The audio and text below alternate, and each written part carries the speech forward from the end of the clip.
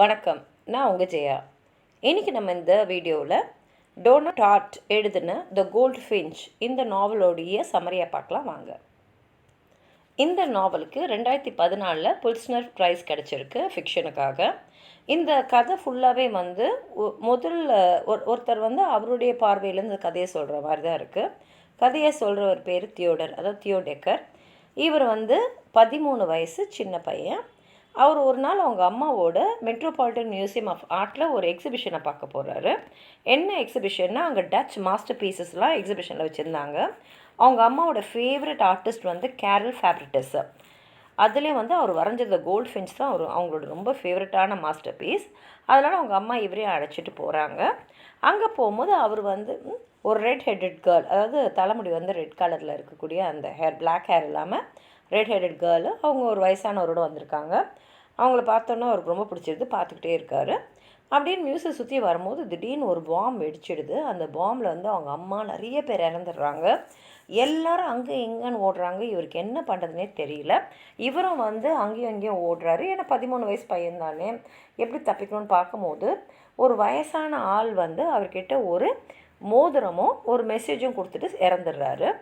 அவர் இந்த கோல்ட் ஃபின்ச்சை தான் கை காட்டுறாருன்னு நினச்சிக்கிட்டு இவர் தியோ ஓடும் போது என்ன பண்ணிடுறாருன்னா, அந்த கோல்ட் ஃபின்ச்சை பெயிண்டிங்கும் எடுத்துகிட்டு ஓடுறாரு. அதாவது மற்ற பெயிண்டிங் எல்லாம் அரிய வகை பெயிண்டிங்லாம் அந்த பாம்பில் எரிஞ்சு நாசமாகிடுது. இவர் எடுத்துகிட்டு வந்த கோல்ட் ஃபின்ச் மட்டும் தப்பிச்சிடுது. இவர் அதை எடுத்துகிட்டு ஓடி வந்துடுறாரு. இப்போ ஏற்கனவே அவங்க அம்மா அவங்க அப்பா விட்டு பிரிஞ்சு தான் வாழ்ந்துட்டுருக்காங்க. இப்போ அவங்க அம்மாவை இறந்துட்டதுனால இவருக்கு யாருமே இல்லை. ஆனால் அவருடைய ஃப்ரெண்டு ஒருத்தர், ஸ்கூல் ஃப்ரெண்டு ஒருத்தர், அவர் பேர் ஆண்டி பார்பர். அவங்க நல்ல பணக்காரங்க, பார்க் அவென்யூ அப்பார்ட்மெண்ட்டில் வாழுறாங்க. அவங்க அவங்களோட அழைச்சின்னு போயிடுறாங்க.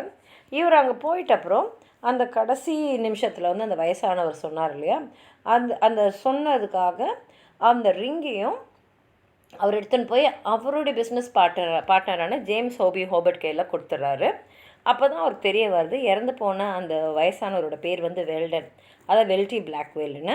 இவரும் அந்த ஹோபியும் தான் ஆன்டிக்ஸ்னால் பழையங்கால பொருட்கள்லாம் விற்கிற ஒரு கடையை நடத்திக்கிட்டு இருந்தாங்கன்னு.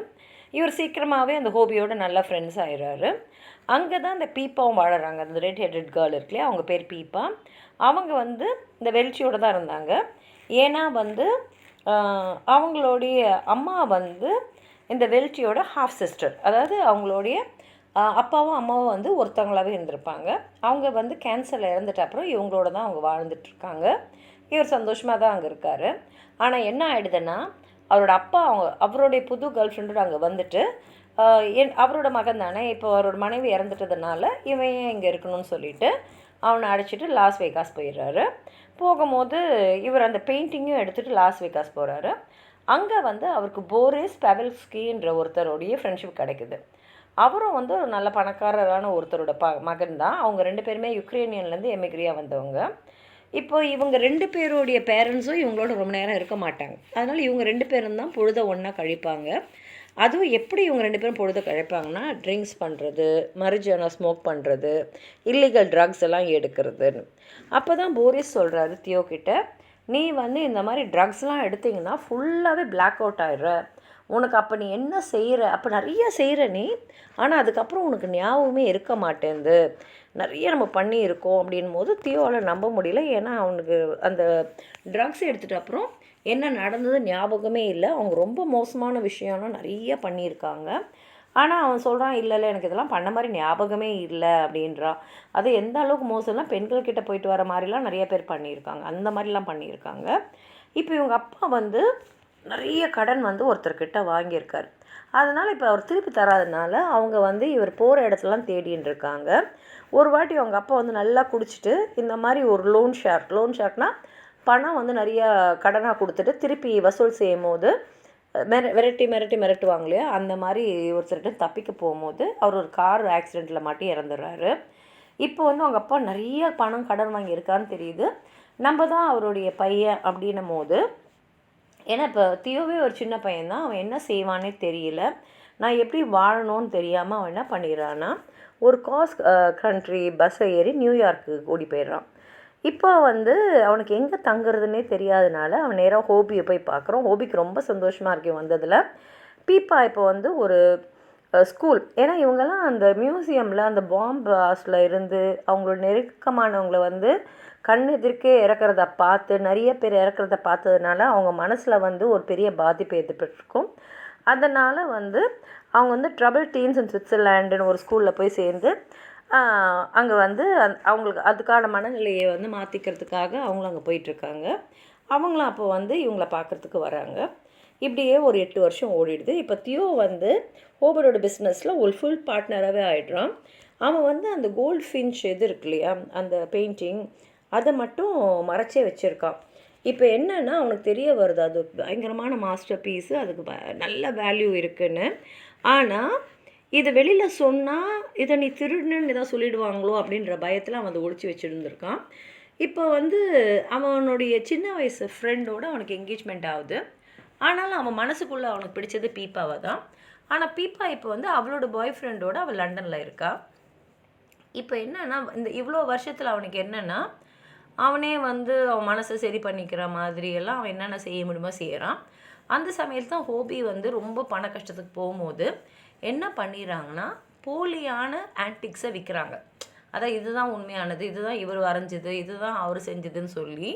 ஆனால் போலியாக இவங்க செஞ்சு நிறைய பணத்துக்கு விற்று நிறைய பணம் சம்பாரித்து அதை வந்து ஹோபியை வந்து அவன் காப்பாற்றி விட்டுறான். ஆனால் அவன் மனசுக்குள்ளே அது ஒரு கில்ட்டி ஃபீலிங்கை தருது. நம்ம தப்பு பண்ணுறோம், போலியாக இருக்கிற விஷயம்லாம் விற்றுருக்கோம் ஆன்டிக்குன்னு சொல்லி அப்படின்றது. அது மாத்திரம் இல்லாமல் இந்த கோல்ட் ஃபின்ச்சும் நம்ம மறைச்சி வச்சுருக்கோம், இதில் மாட்டிக்கிட்டோன்னா நமக்கு பெரிய தண்டனையும் இருக்குது அப்படின்னு அவன் யோசிச்சுட்டே இருக்கும் போது தான் போரிஸ் திரும்பி வரான். இப்போ அவன் பெரிய பணக்காரனாக வரான். ஆனால் நல்ல விதத்தில் சம்பாரித்த பணமே இல்லை, நிறையா தவறான வழியில் தான் அவன் சம்பாரிச்சிருக்கான். இப்போது வந்து தியோ வந்து அதிர்ச்சி ஆயிரம் ஒரு விஷயத்தில். ஏன்னா போரிஸ் அவங்ககிட்ட சொல்கிறான், உன்னுடைய கோல்டு ஃபின்ச்சை நான் திருடி வச்சுருக்கேன், அது வந்து நம்ம ஹைஸ்கூலில் இருக்கும் போதே நான் எடுத்துட்டேன். இப்போ வந்து நான் கிரிமினல்ஸ் ட்ரக் டீலர்ஸோடலாம் டீல் பண்ணி அவங்களுக்கு வேண்டிய வேலையெல்லாம் செய்கிறேன் இல்லையா, அப்போ அவங்க என்னை நம்பி இந்த மாதிரி பொருளெல்லாம் தரணுன்றதுக்காக இந்த கோல்டு ஃபின்ச் மாஸ்டர் பீஸு தான் நான் வந்து கொலாட்ரலாக கொடுத்துட்டு அடமான மாதிரி வச்சுட்டு நான் பொருள் பண்ணிவிட்டு அப்புறம் பணம் பண்ணிப்பேன் அப்படின்னு சொல்கிறான். இப்போ போரிஸ் என்ன சொல்கிறான்னா, நான் உனக்கு தெரியாமல் அதை எடுத்துட்டேன்ல, அதனால் எனக்கு அது உள்ளே உறுத்திக்கிட்டே இருக்குது, அதனால் அது எப்படியாவது அதை வந்து கொண்டு வந்து உங்ககிட்ட திருப்பி கொடுத்துடணும் அப்படின்றது தான் என் எண்ணமாக இருக்குது அப்படின்றான்.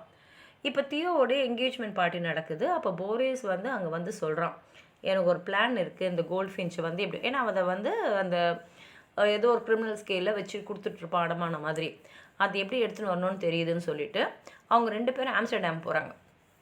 போயிட்டு அந்த எந்த டீலர் கையில் அந்த பெயிண்டிங் இருக்கோ அவரை போய் மீட் பண்ணுறாங்க. இப்போ வந்து போரிஸும் அவன் கூட கொஞ்சம் பேர் எடுத்துன்னு போகிறாங்க. அவங்க வந்து அந்த பெயிண்டிங்கை திருடுறாங்க. ஆனால் என்ன ஆகிடுதுன்னா, அந்த டீலர்கிட்ட வந்து நிறைய பேர் வந்து அடியாட்கள் இருப்பாங்க இல்லையா, அவங்கள பிடிச்சிடும் போது இவங்ககிட்ட அந்த பெயிண்டிங் இருக்கா அதை தெரிஞ்சிடுது. 2 பேருக்குள்ள சண்டை வருது. அந்த சண்டையில் வந்து போரிஸ்க்கு கையிலேயே ஒருத்தர் வந்து சுட்டுறாரு. தியோ வந்து போரிஸ் அட்டாக் பண்ண ஒருத்தரை கொன்னுட்டு என்ன பண்ணுறாங்க, வந்துடுறாங்க. ஆனாலும் அவங்களால அந்த பெயிண்டிங்கோடு வர முடியல. ஏன்னா வந்து அந்த டீலர் ஒருத்தர் வந்து அந்த பெயிண்டிங் எடுத்துன்னு ஓடி போயிடுறாரு. இப்போ போரிஸ் வந்து திடீர்னு காணாமல் போயிடுறாரு. இப்போ தியோ ஹோட்டல் ரூமில் இருக்கார். அவருக்கு என்ன பண்ணுறதுனே தெரில, வெறும் குடிச்சிட்டு ட்ரக்ஸ் எடுத்துன்னு இருக்காரு. அவரால் ஒன்றுமே பண்ண முடியல. ஏன்னா வந்து இப்போ ஒருத்தரை கொன்று இருக்காரு, அது என்ன ஆகுன்றதும் அவருக்கு புரியல. ஏன்னா போலீஸ் அவரை பிடிச்சிட்டா அவரோட கெதி என்னன்னு தெரியல. அவரால் நியூயார்க்குன்னு திரும்பி போக முடியல. ஏன்னா போரிஸ் கையில் தான் அவரோட பாஸ்போர்ட் இருக்குது. அதனால் இவருக்கு என்னவோ அப்படி மாட்டிக்கிட்ட மாதிரி ஒரு ஃபீலிங் இருக்குது. செத்து போயிடலாமா, தற்கொலை பண்ணிக்கலாமான்லாம் யோசிக்கிறார். ரொம்ப நாள் கழித்து போரிஸ் வந்து திரும்பி வராரு. வந்து சொல்கிறாரு, கவலைப்படாத, நான் எல்லாத்தையும் சரி பண்ணிட்டேன். ஏன்னா இவங்கக்கிட்ட தான் இந்த ஆர்ட் பீஸ் இருக்குன்ற விஷயத்த நான் ஆர்ட் ரிகவரி போலீஸ்க்கு இன்ஃபார்ம் பண்ணிட்டேன். அதனால் அவங்க வந்து அந்த ஆர்ட்டை வந்து அவங்க போய் கைப்பற்றி அதை வந்து மியூசியமுக்கு எல்லாம் கொடுத்துட்டாங்க. இதில் இன்னொரு நல்ல விஷயம்னா, போரிஸ்க்கு அவங்க ஒரு பெரிய தொகையை வந்து ரிவார்டாக கொடுத்துருக்காங்க. ஏன்னா அது வந்து ஒரு அரிய வகையான பொக்கிஷம். இப்போ அவர் என்ன பண்ணுறாரு, இது வந்து உனக்கு தான் சேரணும், ஏன்னா உங்ககிட்ட தான் அது இருந்தது சொல்லிவிட்டு அந்த அமௌண்ட் வந்து அவர் ஷேர் பண்ணிக்கிறாரு. இப்போ 2 பேருமே வந்து யுனைடெட் ஸ்டேட்ஸ் வராங்க. இப்போ தியோ வந்து என்ன பண்ணுறாருன்னா, நிறையா பணம் இப்போ கையில் இருக்கு இல்லையா, அவர் வந்து அந்த கண்ட்ரி ஃபுல்லாக போயிட்டு யார் யார் கஸ்டமர்ஸ்க்கெல்லாம் அவங்க ஏமாற்றி இந்த போலியான ஆன்டிக்ஸ்லாம் விற்றாரோ அவங்கக்கிட்டலாம் போய் அதை திருப்பி வாங்கிக்கிறாரு. ஏன்னா இப்போ அவர்கிட்ட நிறைய பணம் இருக்குது. அது உறுத்தல் வேறு அவருக்கு கொண்டுக்கிட்டே இருக்கு அவரை. நம்ம வந்து தப்பு பண்ணிட்டோம், அப்படி ஏமாற்றிருக்கோம் அப்படின்னு. அதனால் எல்லா கஸ்டமர்ஸ் கையிலையும் போய் அவர் விற்ற போலியான இதெல்லாம் வந்து வேலை கொடுத்து வாங்கிட்டார். அப்போ தான் அவருக்கு தெரிய வருது பீப்பாவுக்கு வந்து அவர் மேலே ரொம்ப அன்பு உண்டுன்னு. ஆனால் என்னென்னா அதை வந்து வெளிப்படையாக ஒத்துக்க மாட்டேன்றா. ஏன்னா வந்து அவளை பொறுத்த வரைக்கும் 2 பேருமே அந்த மியூசியத்தில் இருந்தோம். 2 பேருமே ஒரே வகையான பாதிப்புக்கு உள்ளானோம். அதனால 2 பேரோட மனசும் வந்து சைக்கலாஜிக்கலாக நிறைய வடுக்களோடு இருக்குது அப்படின்னு தான்.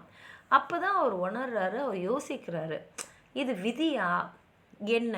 ஏன்னா வந்து இந்த உலகத்தில் இருக்கிற அழகான விஷயங்களை நம்ம ரொம்ப பார்க்குறோம், காப்பாற்றுறோம். உண்மையை சொல்லப்போனால் அந்த கோல்ட் ஃபின்ச்சை இவர் காப்பாற்றியிருக்கார். அந்த 13 வயசில் இவர் இந்த கோல்ட் ஃபின்ச் அந்த மாஸ்டர் பீஸ் அவர் வெளியில் எடுத்துன்னு வரலன்னா அது நெருப்பில் எரிஞ்சு அழிஞ்சிருக்கும். ஏன்னா அந்த பிளாஸ்டில் நிறைய வந்து அரிய வகையான பொக்கிஷங்கள்லாம் எரிஞ்சு போயிடுச்சு. ஆனால் இவர் காப்பாற்றியிருக்காரு. ஆனால் இவங்களுடைய தலையெழுத்தே வந்து ரொம்ப கடினமானதாக இருக்குது. இன்னும் வந்து எதிர்காலம் எப்படி இருக்குமே தெரியாது அப்படின்ற மாதிரி தான் யோசிச்சுக்கிட்டு இந்த கதையை முடிக்கிற மாதிரி எழுதியிருக்காரு. ஏன்னா இது வந்து அவர் நம்மக்கிட்ட பேசுகிற மாதிரி தான் அந்த கதையை எழுதியிருக்காங்க. உங்களுக்கு எதாவது சொல்லணும்னு நினச்சிங்கன்னா கீழே இருக்கிற கமெண்ட் பாக்ஸில் எழுதுங்க. இந்த வீடியோவை லைக் பண்ணுங்கள், உங்கள் ஃப்ரெண்ட்ஸோடு ஷேர் பண்ணுங்கள். சப்ஸ்கிரைப் பண்ணாதவங்களாம் ப்ளீஸ் சப்ஸ்கிரைப் பண்ணி சப்போர்ட் பண்ணுங்கள். நன்றி.